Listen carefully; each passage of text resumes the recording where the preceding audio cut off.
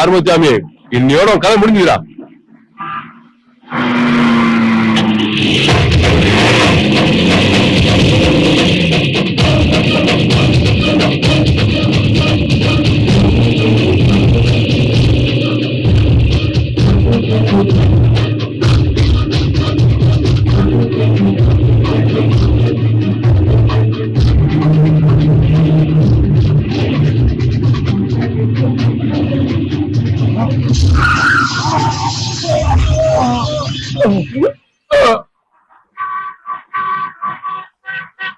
அச்சோ, ஆறுமுகத்தை சாகடிக்க சொன்னா கோபால சாகடிச்சிட்டால.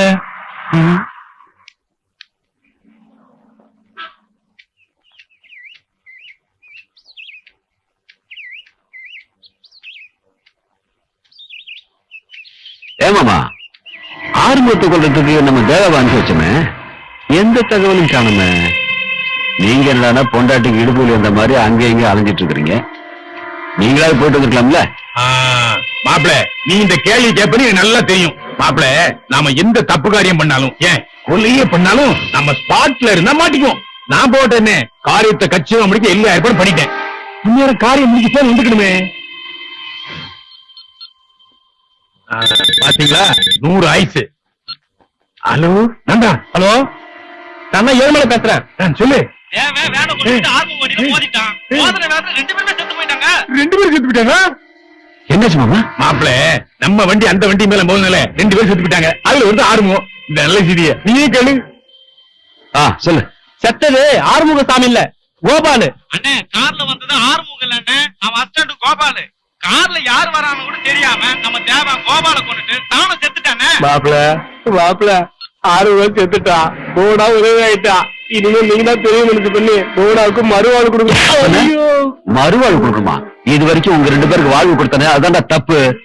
உடனே ஏதாவது ஒரு மறுவாழ்வு இல்லத்தை பார்த்து சேர்ற வழிய பாருங்க. என்ன மாப்பிள இப்படி சொல்லிட்டீங்க? நான் எவ்வளவு கஷ்டப்பட்டு இந்த காரியத்தை முடிச்சேன். கிழிச்சுங்க. கார்ல யார் வருதுன்னு கூட தெரியாம வேனை கொண்டு இடிச்சிருக்கீங்க. செத்தது அந்த ஆறுமுகம், நம்ம தேவன்.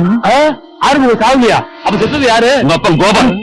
மன்னிச்சுக்க மாப்பிள, நடந்து போச்சு. நாம விளைவிச்சு ஆரம்பத்துக்கு தான் மாட்டிக்கிட்டது பரங்கி கோவாலு. அடுத்த பிளான் பின்னிரும்ல. நிறுத்துங்க. உங்களை நம்பி பிரயோஜனம் இல்ல.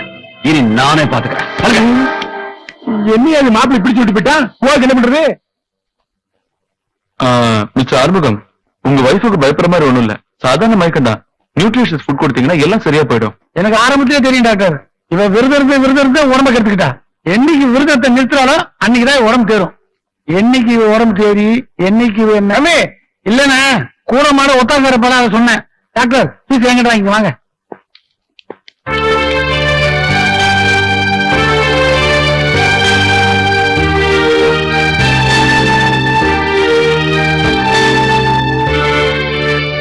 இப்ப டைம் என்னாச்சு? எல்லா கிடமும் முடிஞ்சு போச்சு. இனிமே எதை பத்தியும் கவலைப்பட வேண்டாம். எங்க அப்பா முருகன் காப்பாத்திட்டாமா. விரதம் இருக்காம அவங்கள வேலைக்கு சாப்பிட சொல்லுங்க. அப்பதான் சீக்கிரமா குணமடைவாங்க. நீங்களும் கொஞ்சம் பத்திரமா பாத்துங்க. ஓகே, வாங்கிட்டீங்க அப்படியே கண்டிட்டீங்க. போங்க. பண்றீங்க.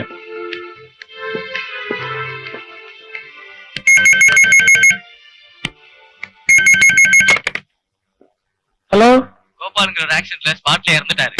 நாங்க முருங்கல்பட்டி ஸ்டேஷன்ல இருந்து பேசுறோம். நீங்க உடனடியா எங்களை வந்து பாருங்க. அம்மா, போடா. அம்மா, பச்சை பச்சை கேட்டீங்களா? நான் போயிருந்தேன் நடந்திருக்குமா? என்னாச்சு? இப்ப ஏன் ஒரே அடியா குதிக்கிறேன்? என்னாச்சா? எனக்கு பதிலா போன கோபாலு ஒரே அடியா போயிட்டான். என்னடா சொல்ற? கோபாலுக்கு என்ன ஆச்சு? கோபாலு செத்துட்டான். அவன் சாவுக்கு காரணமே நீங்கதான். நானா? என்னப்பா செய்யுது? இல்ல விதிப்பா, விதி. அநியாயமா ஒருத்தன் போயிட்டானே, நான் வேதனைப்படுறேன். அதையும் விதின்னு சொல்லி என்ன சமாதானப்படுத்துறீங்களா? நான் சொல்றேன், கோச்சுக்காரு.